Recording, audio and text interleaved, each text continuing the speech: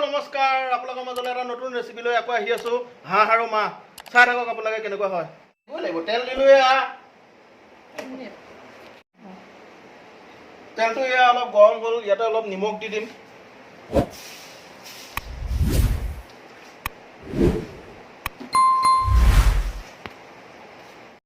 ইয়াতে অলপ শুকান জলকীয়া দি দিছো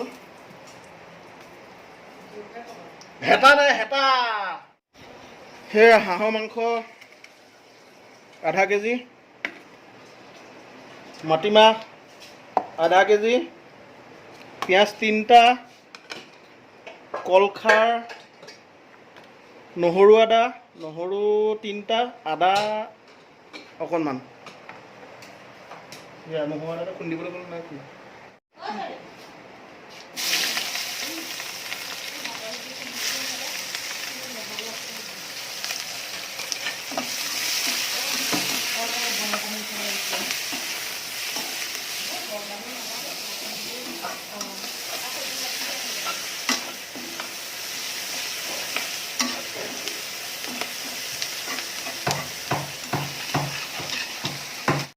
ভাজিয়ে আছো আৰু পিঁয়াজ ৰঙা হৈ নোযোৱালৈকে ভাজিয়ে থাকিম আজি ৰঙা নোহোৱালৈকে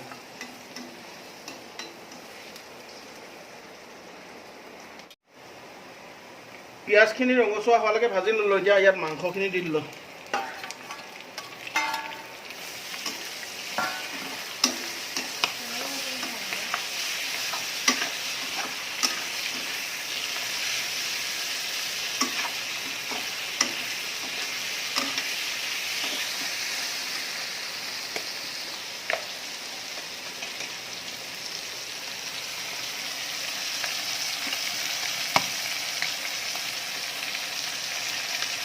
হালধি দিলোঁ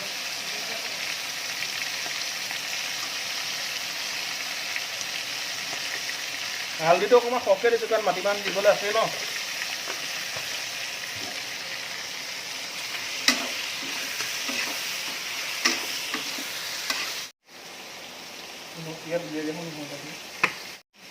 হাঁহটো পুৰা মস্তি হাঁহ একদম পুৰা মজা তেল ওলাইছে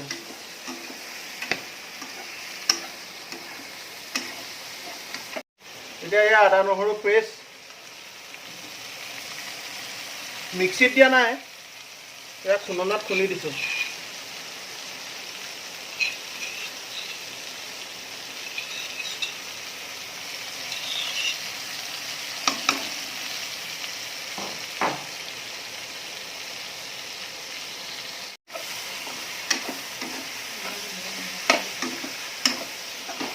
আদা নহৰু দি দিলে মাংস গোন্ধ মজা মাৰে আৰু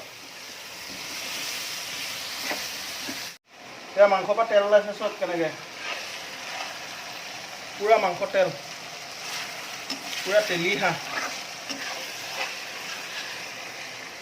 এতিয়া মাংসখিনি ভালকৈ ফ্ৰাই কৰি ল'লোঁ ফ্ৰাই কৰি লোৱাৰ পিছত এতিয়া ইয়াত মাটিমাহখিনি দি দিম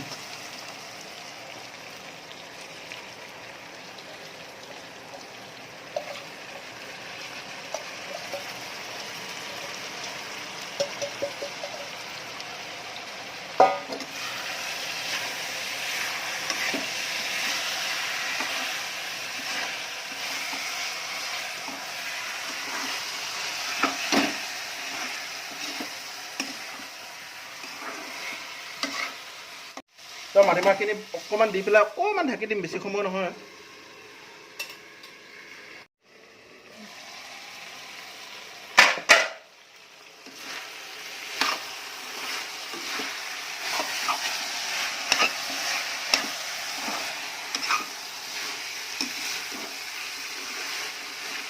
এতিয়া ইয়াত পানী দি দিম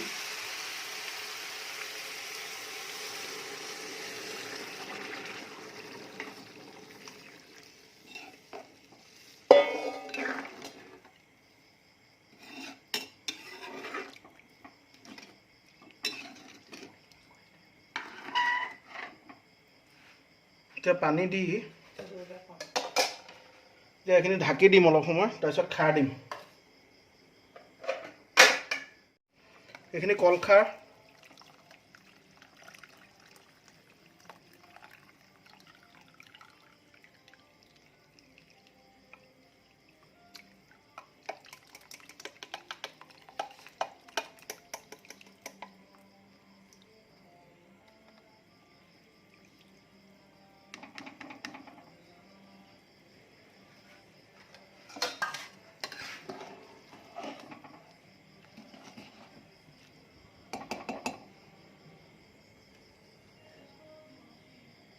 এতিয়া এইখিনি উতল অহালৈকে একদম পূৰা ঢাকি দিম ভালকৈ সিজিবলৈ কাৰণে, কাৰণ মাটিমাহটো সিজোঁতে অলপ টাইম লাগিব।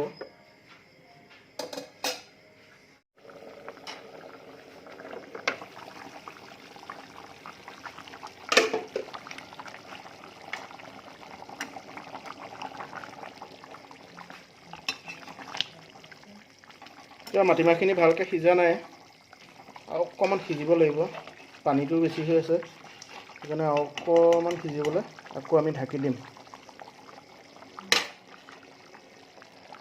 উতলটো ভালকৈ আহিছে।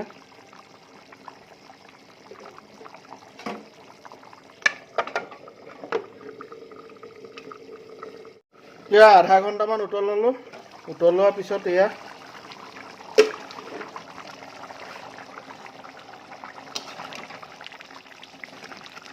মাটিমাহখিনি সিজিছে, আৰু অকণমান সময় সিজিলে হৈ যাব, আৰু 10 মিনিটমান।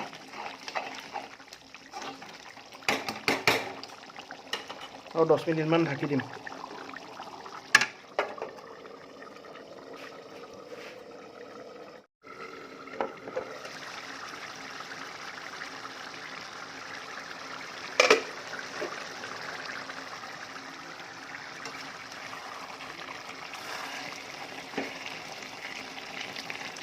এতিয়া আমাৰ হৈ গ'ল খাব পৰা। এইটো একচুৱেলি মাটিমাহ আৰু হাঁহৰ মাংসটো এনেকৈ ডাঠ হৈ থাকিলেই ভাল লাগে খাই, বেছি পাতল হ'লে ভাল নালাগে, সেইকাৰণে এনেকৈ ডাঠকেই নমাই দিম।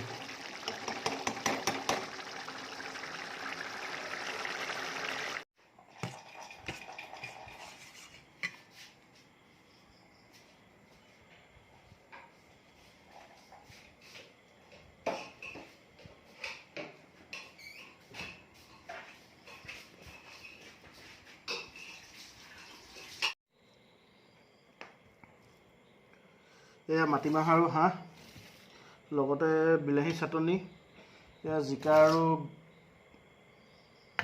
চব্জি, আলুগুটি জিকা।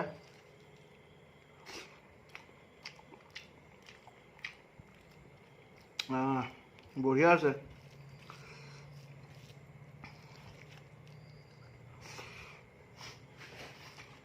এখন মই কাটি ল'ম, একো নহয়।